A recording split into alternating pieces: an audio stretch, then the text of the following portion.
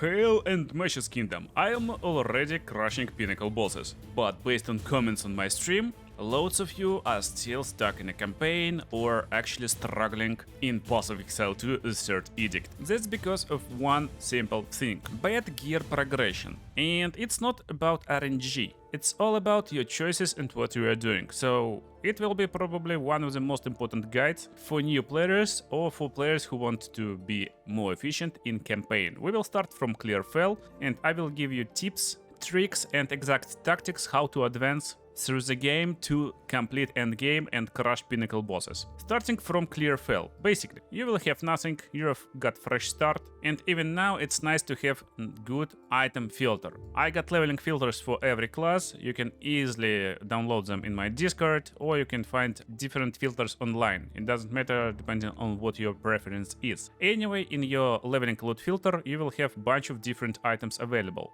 that you will see on the ground. And these items will be either white, blue or yellow. White items will have no bonuses, blue items will have up to 2 bonuses. They called affixes and there's prefix and suffix. It doesn't matter for now actually, and you can completely crush campaign even without knowing how items work. But you will need to know a bunch of things. So it's important to understand what to do with which type of item. And the rule is pretty simple. White item, you collect them and you will try to upgrade them. To upgrade white items you need Orb of Transmutation and Orb of Augmentation. Transmutation will add first modifier, Augmentation will add second modifier. You want to do it only if your current gear is not good and you think you need upgrade. So for example, you're running with gloves and you see that these gloves require you level 1, for example, but you found gloves that require you level 16, and basic stat for gloves is already like 2 times better. For example, your initial gloves got 10 evasion and now you can have 40 evasion just from white item. That's the time when you want to actually try an Orb of Transmutation, Orb of Augmentation and check upgrades, your affixes, because affixes is really important. For example, you may have gloves with slightly worse evasion rating, and this evasion rating is actually not a big deal, especially when you're just in a campaign. It's more important to have nice affixes. For example, you may have resistance to cold damage. It's great for Clear Fell, so you will have protection from last boss here using cold attacks. And maybe you will have maximum life. It will be just 20 maximum life, but in the beginning 20 maximum life is probably 10% of your total life pool, and that's big. While there's a lot more drops in the campaign right now, still be careful with these Orbs of Transmutation and Augmentation, because you may find yourself in a situation when you actually need them and you won't have any, especially later in the campaign. What to do with blue items and yellow items? Well, if these items are suitable for you, then definitely test your equipment and equip them if needed. To check what item is better, just open your skill menu and equip and unequip your weapons one by one. For example, right now I got 35k DPS on Plasma Blast, but with different crossbow I will have just 5k DPS. Therefore, this crossbow is definitely better. And yeah, I guess it's obvious, but that's how you test your equipment. But at the same time, you also want to collect equipment which is blue and yellow tier, magic and rare, not for your character. And to never stuck in a campaign, you want to always sell blue items to vendor. Just go and sell them, but you want to always disenchant yellow items. To disenchant items, you need to find correct NPC. In Act 1 it will be Yuna, and she got disenchant items option, so all yellow items go into her stash. After disenchanting 10 items, you will get Regal Orb. Before you will get Regal Shards. And Regal Orb is really important because it gives you ability to transform blue item into yellow item. And at this point in Act 1, basically what you want to do, you want to collect as much orbs as possible and move into Act 2. Well, some of you will say right now, Spot, I still in Act 1. How to get better gear? Well, in Act 1 you can't get insanely OP gear most of the time. When you just cross the border and go into Act 2, you will initially find a lot better equipment. And that's the deal. You will find equipment based on area level. And Act 1 ends at level 15. while Act 2 is basically starts at level 18. And really, one and only advice for you in Act 1 to get better damage is to only invest in damage nodes on your passive skill tree. So just get every damaging node followed by more damaging nodes nearby. It can be done by any character. For Monk, for example, it will be skill speed followed by attack damage and attack and cast speed. Never invest in critical damage bonus and critical hit chance when you are in a campaign. So then we're following with again skill speed, and skill speed will give you ability to inflict more damage, basic damage per second. And then you're getting more damage of lightning damage, more damage of cold damage, for example, and also here on the right side more attack damage nodes, and this is more than enough for Act 1. It's just completely brutal. Again, this works for every class. There's a bunch of damaging nodes right from the start of the tree. You just need to like check where damage is, or look for my leveling guides. Basically, I explain it every time. So Act 2. Act 2 is actually pretty weird. It can be hard from the start, especially if you're not lucky with your drops. What to do is to actually like struggle a little bit, because it will become a lot more manageable and you will just get bunch of really good equipment when you advance a little bit. But most important part of Act 2 to never stuck in a campaign is to actually prepare for Dreadnought fight. I streamed full campaign like yesterday, and most comments was, "Oh, Spot, I stuck in a Dreadnought. I need to level up, or what to do?" That actually outcome of different usage of transmutation, regal orbs, and not disenchanting items. So basically, when you're approaching end of Act 2, there is two situations you may be in. And I know it because I practiced for speedrun race event, and I managed to be like top 4 monk at the first race, finished like full campaign, not full campaign, but like 3 acts in 2 hours and a little bit. So that was like cool experience. And most important part is again Dreadnought. It's actually like crucial part for you. If you manage to defeat Dreadnought boss, you can basically defeat all Act 3 with the same gear. You don't need gear upgrades in Act 3. That's like craziest part. With all advices I just gave you, you will be in one of the two situations. First situation, you arrive to the boss and you will be lucky, you will get your preferred item. Most cool items actually drop at the end of Act 2 for basically any class. If you're playing Archer, there will be dual string bow that will fire 2 arrows at the same time. It increases your clearing speed and your fighting ability a lot, and you will have no problems at all. Also, it got nice damage, and it's level 28, so that's basically where you want to aim for when to upgrade your gear. And technically any class will have these upgrades at level 28 or so. If you got good gear, well, you're basically ready to defeat boss. But if you don't, that's basically what you want to do. You want to go into Trader and check for available upgrades. You can do it manually, but there is a trick. Every time you level up, shop upgrades, and you want to visit shop actually every level up possible. To quickly search equipment, you may use something like this line. Basically, to have broken equipment, the only things you're looking for in campaign is added elemental damage, increased physical damage, and that's it. That's everything you need for your weapons. And you need some lines that will specifically highlight this stuff. So for any added elemental damage, it will be ADDS, basically. That's adds any type of like physical or flat damage. For increased physical damage, it will be basically end of this line, D space physical, and you may customize it for as you wish. To search it, you need to open these brackets basically and write everything in brackets separated by flat line like this. So for example, ADDS, and we close brackets, tada, everything is highlighted. Add flat line, it will be D space PH, maybe PHY, so that good mods for any physical class. Also, to survive bosses, you may want just one stat, more life. A lot of beginners actually falling in a trap, looking for good armor, maybe for good evasion, and while armor actually can make a difference in a campaign, you will take less damage. Evasion more or less is actually useless in a campaign. Energy shield is also kinda useless, but I mean, if you're playing mage, of course you want a little bit of energy shield. But honestly, most important stat is life. Therefore, extra life, 2 maximum life basically, and it's M spacebar LI, so basically end of this maximum life, is great stat to look for. It's a lot better to have boots with 40 maximum life at the end of Act 2 than just with like a little bit more evasion. You more likely will survive one shots from boss, you will use less potions and lotions battle, and basically stuff like that. And also we're looking for speed, so movement, spacebar speed, basically that's the line. So that's useful lines. You also can use for quality items in the same manner, so you may buy them for cheap and disenchant, but I don't recommend it. While it's a great way to make currency, if you're struggling a little bit, you can make it in different ways. And if you're looking for upgrades, that's another like big tip for especially Act 2. You want to go to Modern Quarry. And that's big.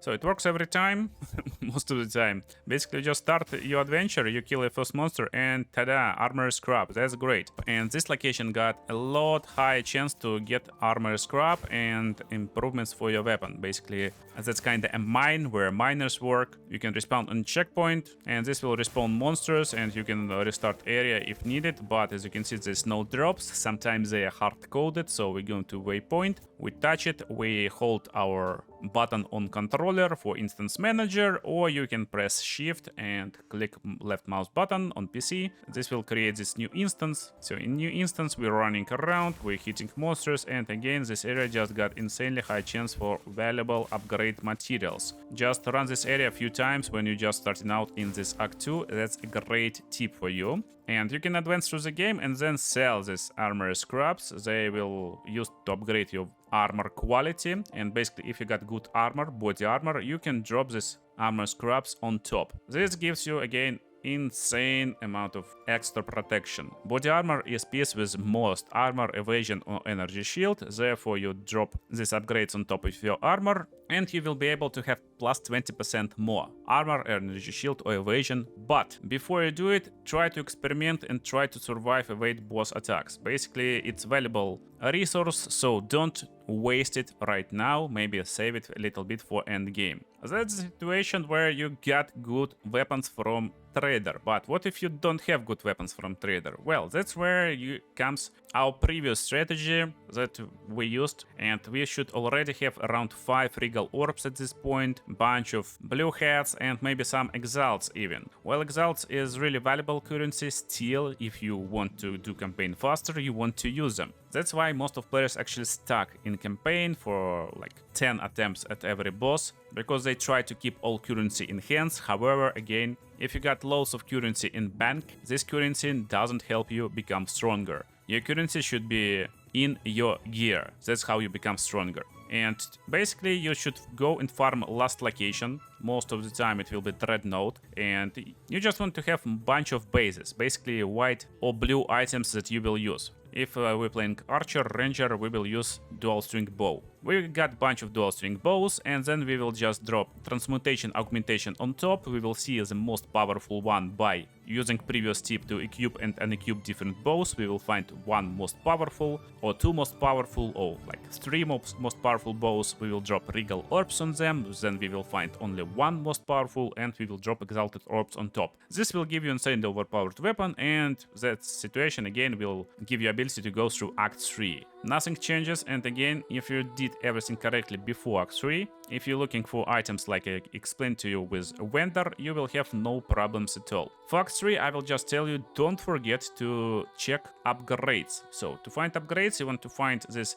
skull icons with plus, and it will exactly say what you will get. For example, from Azak Bok you will get plus 30 spirit. So defeat boss there and you will get bonus. Make sure to defeat every boss with bonus, but also small bosses is nice, so they will give you some little like valuable items. And there's loads of these items everywhere. Make sure to drop a comment if you want for me to make full video guide on every valuable item, because not all items is actually on this list over here. There's a bunch of secret ones, but more or less you don't care. If you're struggling in Act 3, then probably you're playing some weird build and you're doing something incorrectly. Try to actually follow my or other build guides. There's lots of build guides actually, and then you will learn how build works. In every build guide I'll explain exactly how build works, not just show how to build it. And this will give you ideation how to make builds yourself or how to adjust some stuff. So Act 4. This will be extremely simple, but in Act 4 there's another cool tip. So there's an NPC named Ench. You talk with her, then you go into island called Wakapanu Island, you clear this island, and you will find Hideout. When you unlock Hideout, you want to travel there. Basically, you can go to Waypoint and use Hideout teleport button over here. or you can type /hideout basically, and ENG will give you ability to use currency exchange, so that's a big one. If you already got a little bit of exalted orbs, maybe chaos orbs, maybe some other orbs, currency is really valuable stuff and you can exchange it. So now you can have insanely overpowered stuff even if you never got your hands on it. For example, probably you're already getting uncut support gems level 4, but you may buy uncut support gems level 5 already. For now they goes 1 for 1, and if there's really valuable upgrades for you, that's a big one. Another big upgrade is, for example, Jeweler orbs. Of course, ones that give you 5 sockets will be extremely valuable, they are super rare even in the end game, but for example 4 sockets can be bought just for like 5 exalts. This gives a lot more power to your skills, a lot more power to your builds. That's a great way to have nice and powerful equipment. If you previously bought a bunch of quality gear and disenchanted it, maybe you will already have some artificial orbs, which can go 4 artificial for 1 exalted orb right now. It constantly changes. But valuable items will be armor scrap. It goes 1 for 1 for exalts, so I don't need, for example, like 50 armor scrap right now. I will just easily change it 12 for 10. And if you want currency exchange guide, how to make loads of currency over here, just drop a comment, and basically every time I'm getting a bunch of exalts, I'm trying to exchange them for chaos orbs. They will be more valuable later, but that's some little tip. Most important, you will unlock trade market, and that's basically how you can instantly upgrade your equipment and how you can advance. If you're playing solo self-found, again, it's not applicable to you. You can basically continue using all previous tips and that's it. But trading is great stuff to do because you can go and you don't need to overcomplicate stuff. For example, just look for your weapon. Let's say we're playing monk, so we're looking for quarter stuff. We are level 40, maybe 43, maybe 45 around start of Act 4. Therefore, requirements will be, for example, level 45 to level 50. We can grind a little bit if needed, and that's all quarter stuffs that is available to us at this level range. We will sort them by DPS, and they will cost a lot. Therefore, we got our budget. And for example, we don't want to waste more than a Regal Orb.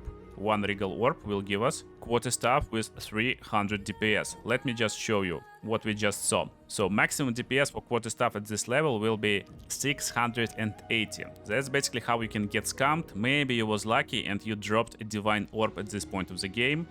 Don't ever buy these items. They are really not powerful. While this item is okay-ish, still, it's 680 DPS, but this DPS is actually inflated with runes, which is 2 runes for increased physical damage, and also quality. Quality again gives us 20% more damage. Therefore, we can subtract around like 40% of this DPS, and this will be like true DPS of this stuff. So don't get fooled. True DPS is around 400 DPS. And here's the fun part. Regal Orb, 1 Regal Orb maximum. We're searching, and as I told you, 400 DPS max, yeah? Look, this quality stuff don't even have full mods. We can buy it for 1 Regal Orb, we can drop on top 1 Exalted Orb, maybe we will roll 4 attack speed, we will have even more DPS, maybe 350, and then we will drop 2 runes, we will upgrade quality, and this quality stuff will be just slightly worse than previous option for 2 Divine Orbs. So don't waste Divine Orbs, please. I got very good trading guide, link in the description and link in the pinned comment. Make sure to watch trading guide if you want to go into trading deeper. But honestly, just for example, leave your limit. Maybe you want to spend like 5 Exalted Orbs maximum. Just look for best DPS, and this quarter staff got again 1 free slot. So there's 1 extra slot. We can use Exalt Orb on top. It got okay-ish rolls, 450 DPS already, add runes, add quality, it will be 650 DPS, and again, don't get scammed by 2 divine quarter staffs, that is useless. This is like how you buy good equipment. Okay, now what? Actually, now you're ready to go into end game. Basically, you're ready to advance your equipment, and technically in a campaign you want to only invest in damage. You will be okay. Invest in defense only if you start dying. Not dying because you're being hit 4 times in a row and you forgot to use bottle, but you're dying because you're being one-shotted and you can't evade attacks. Basic. That's like when you want to invest in